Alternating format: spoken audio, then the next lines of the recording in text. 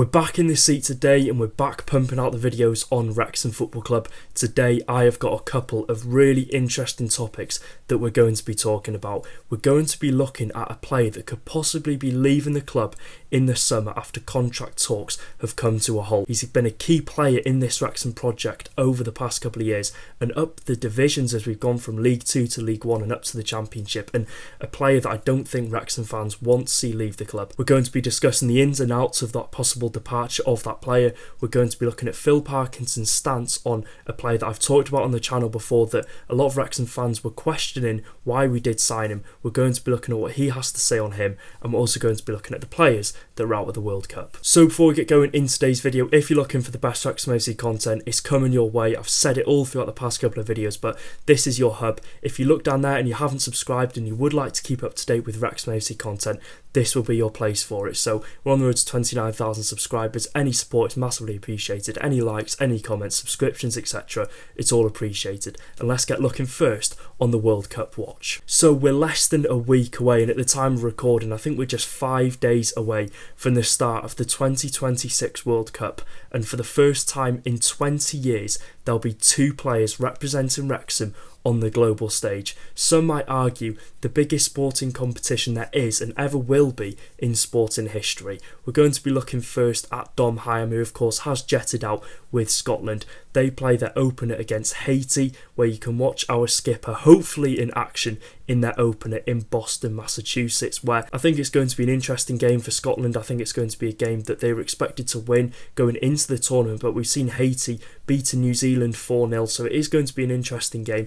And I think given how the friendlies have gone, personally for Dom Hyam, I think in these friendlies it is sort of a showcase from the manager that we're going to play our strongest starting 11. In these friendlies you're going to get a glimpse as to what the side will look like in the opening game, and I do think Dom Hyam will start on the bench. But again, I can't guarantee that. I can't guarantee that Dom Hyam won't play. He might be in that starting 11 come the opener, so we'll have to wait and see. If he starts, even better, but it's just the fact that you can watch a Wrexham player in action on the biggest stage. Talking about someone that will be starting their game, and it's Libby Kakachi, as New Zealand do take on Iran in their opener. Now, unlike Dom Hyam, I think we can almost guarantee and it's certain that Kakachi will be the starting left back for the All Whites across the tournament of the World Cup. Despite it kicking off in 2 AM UK time, similarly to the Scotland game, I'm sure there'll be a whole host of Wrexham fans that are going to tune in and watch our players in action, because it's a big moment. It is a massive moment. We haven't seen this type of moment happen for the club. Obviously, we saw Carlos Edwards and Dennis Lawrence represent Trinidad and Tobago in the 2006 World Cup. But ever since then, we saw sort of the downfall of Wrexham down the leagues in non-league and League 2. But now we're an established Championship side. We've got two players that have headed out to the World Cup. It could have been three. I do think Arthur Okonkwo would have gone if Nigeria would have qualified for the World Cup. But again, I think we're going to see a lot of Kakachi in action and hopefully a bit of Dom Hyam. A few people are forgetting that Wrexham is set to bank around £500,000, £500,000 from our two players that are going out to the World Cup with their respective countries, which is not bad going at all. I spoke about it in a previous video, so if you would like to go and watch the in-depth analysis and sort of the in-depth information of me talking about what this could mean and how Wrexham do get these payments, it'll be on the channel somewhere. And moving on to Davis Keillor-Dunn. You probably could have imagined that by my description in the intro of the video, but we're going to be talking about the situation with our new signing Davis Keillor-Dunn. Now, SI.com have reported that Phil Parkinson is ready to give the attacking midfielder the opportunity that he's been itching for since signing for the club next season, and he's going to get the chance to prove himself to the Wrexham faithful and to the Wrexham staff in our busy pre-season schedule that we do have coming up, and it's his chance to prove that he could be a regular starter in that attacking midfield role. Now, I think if we are looking on the whole as a situation, more on Davis Keillor-Dunn's side of things, I think it would have been incredibly harsh if Wrexham were to just completely offload Davis Keillor-Dunn right away in the summer transfer window. If we were to look to offload him on loan to a League 1 club, etc. I do think it would have been harsh because he's joined into this project. He's been guaranteed some sort of playing time by Phil Parkinson. You wouldn't come to the club, and I don't think Davis Keillor-Dunn could have anticipated how little football he was going to play in the run-in of late January to early May. So So I do think it was going to be hard for him as well. If you are looking at the squad, it was a challenge that he'll have looked at from the outside. Him and his agent would have looked at and thought, this is a team that are midway through a really good season. They've got two attacking midfielders that are doing incredibly well, which we'll get talking about in a second. It's a club that is just going from strength to strength. As each game goes on, they're winning. It's a winning side. You don't want to tweak many things to a winning side. So he was obviously up for that challenge of coming in and pushing Windass and Broadhead. But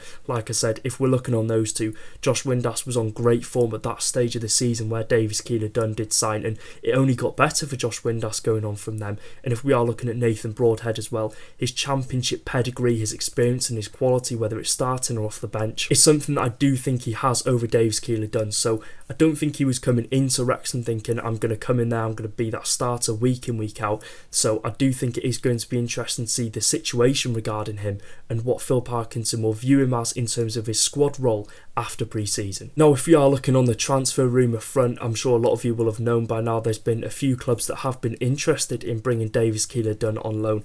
I think the two that have stood out so far are Sheffield Wednesday and Mansfield Town are looking to bring him back to the club. But if I was Phil Parkinson, and I don't really need to be some sort of genius to say this, but Phil Parkinson will not make a full judgment on Davis Keillor-Dunn until pre-season is over.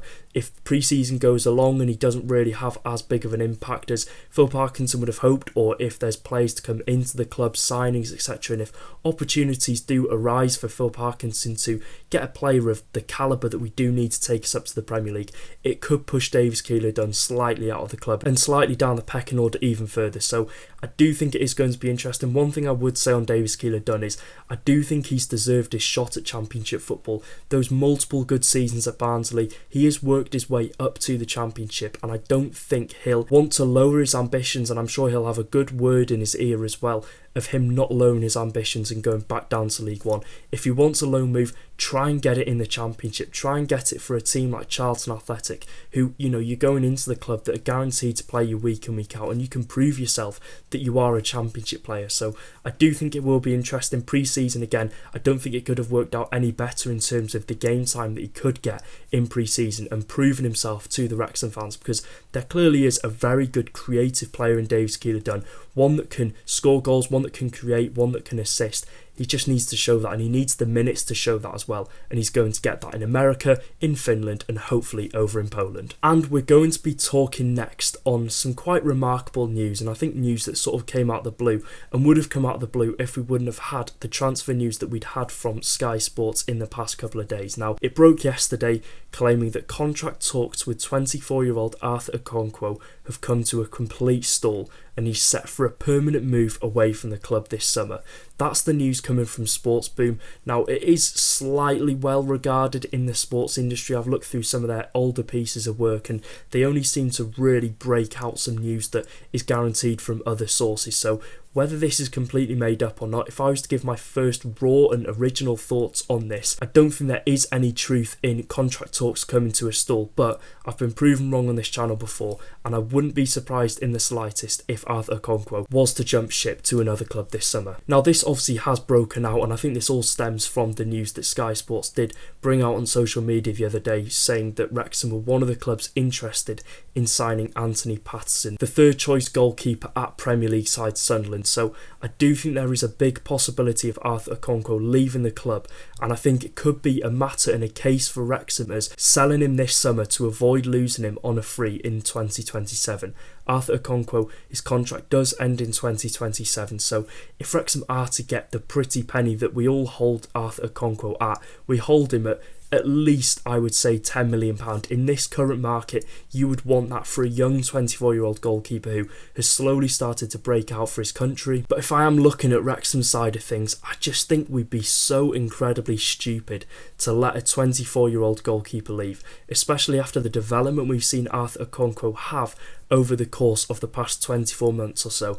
I think that first season at Wrexham when he was on loan, yes, he was a bit shaky, but he did come into his own as time went on, and ever since he joined on a permanent, that League One season, absolutely incredible. And of course, we did see in the Championship last year, he just grew as a person, he grew as a character, and he just grew as a goalkeeper. His attributes got so much better that he worked on, and I think over time we obviously have seen the improvement in various different attributes to his game, and he's adapted to Wrexham's quick rise up the leagues, which I think some people often forget that Obviously Wrexham do have ambitions, they'd have been laid out to Arthur Okonkwo when he was joining the club, but I don't think anyone would have anticipated the rise from League One to the Championship, how quickly that was. And for a young goalkeeper like Arthur Okonkwo, who had only really had 1 or 2 full seasons under his belt in men's professional football, so to adapt from League 2 football to the Championship football, to top-end Championship football, competing for the Premier League, I don't think he's done that bad at all. I think he's done incredibly well. And if you are looking at his weaknesses, I've seen a lot of people on social media say that we could do better in terms of the weaknesses he does have in his game. And yes, I do think he does have those. I think his kicking could be better. I think his distribution could be better. And I think his presence inside the box as well, and his dominance, because he's a massive character. I'd love to see him just be a bit more ruthless. And we have sort of seen that away at Swansea City when he did come out for that punch. I think it can be at times just confidence for Arthur Okonkwo, and I'm sure Aidan Davison in the summer, if he is to stay, will be looking to work on those and rectify those issues that he has had possibly from, the likes of free kicks, crosses, corners, etc. If you are looking at the positive side of things for Arthur Okonkwo, his stats just stand out in this division in terms of his shot stopping, his saves. I just think he's an incredible goalkeeper, and I do think he has that potential. Whether he can unlock that potential at Wrexham, I'm not too sure at this moment in time. I do think we have seen sort of the slightly best version of Arthur Okonkwo, and whether he could get better at the club or not, I really don't know. But like I said, I think there is things that he needs to work on. But at this moment in time, I think Wrexham, if we were to sell up for him, could get a really good fee. But I think as well, I wouldn't look to sell Arthur Okonkwo. That is my personal opinion. I would not be letting Arthur go in the coming weeks of the transfer window. He's recently broke out into the Nigerian national team, which will just do his confidence the world of good. He kept 9 clean sheets in his debut season in the Championship, which, yes, you could say we recruited heavily in defence. We bought the likes of Dom Hyman, Callum Doyle, Max Cleworth as well, had a really good first half of the season, so they were sort of protecting Arthur Okonkwo, but it's him in goal. He's the one that is stopping the ball from going in the back of the net. 9 clean sheets, again, I don't think is that bad at all for him. And I think as well, if you are looking towards the end of the Championship season, he had played so much football. He was our starter all throughout the League One season. I think in League Two as well, bar, when he did come in. I think there were a couple of games here and there where he did miss, but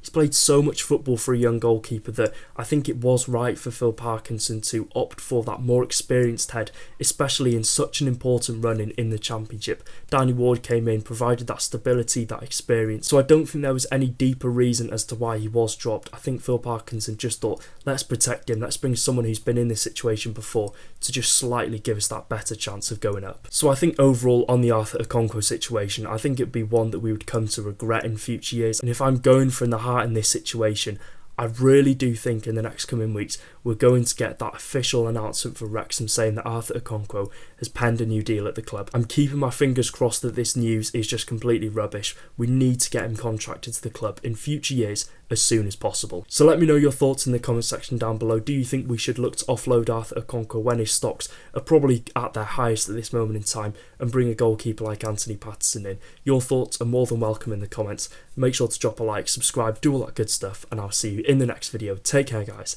Up the Championship Reds.